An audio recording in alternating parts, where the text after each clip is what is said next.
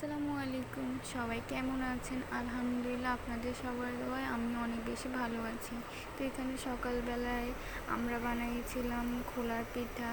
আর এই পিঠাটা আপনাদের অঞ্চলে কী নামে পরিচিত অবশ্যই আমাকে কিন্তু কমেন্ট করে জানাবেন। পিঠাটা কিন্তু আপনি ঝোল দিয়ে খান, এরপর চা দিয়ে খান, ভাজি দিয়ে খান, সব দিয়ে কিন্তু অনেক বেশি মজা।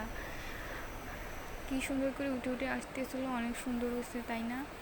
এরপর এখানে চা বানিয়েছিলাম, আমরা নাস্তাটা করে ফেলে অনেক মজা হয়েছিল।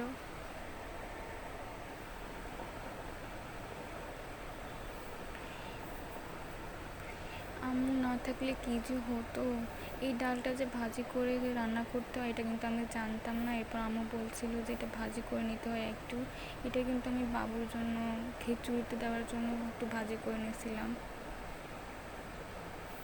এই ডালটা একটু গন্ধ আছে, বাট তেলে নেওয়ার পরে আর গন্ধটা ছিল না। এখানে আমরা সবাই দাওয়াতে যাবো, শুধু আমার ভাই যাবে না। আর এখানে রাতের বেলার জন্য সহ মাছটা ভাজি করে নিতেছিল, ফুলকপি দিয়ে রান্না করবো, অনেক মজা হয়েছিল।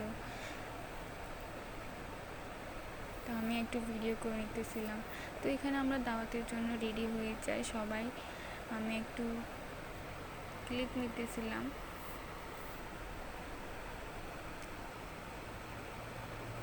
আসলে আমরা মেয়েরা ঢং না করলে কী করবে, আপনারা আবার কিছু মনে করবেন না।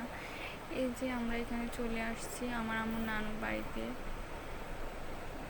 তো এখানে দুপুরের রান্নাতে দুপুরে দাওয়াতে ছিল ডাল, এরপর গরুর মাংস, মুরগির মাংস, সালাদ, এরপর ছিল একটু ভর্তা। খাওয়া দাওয়া শেষ করে আমরা এখানে একটু সেমাই খাইছিলাম। ওনারা সেমাইটা অনেক বেশি মিষ্টি দিয়েছিল, এই জন্য আমি আর খাই নাই।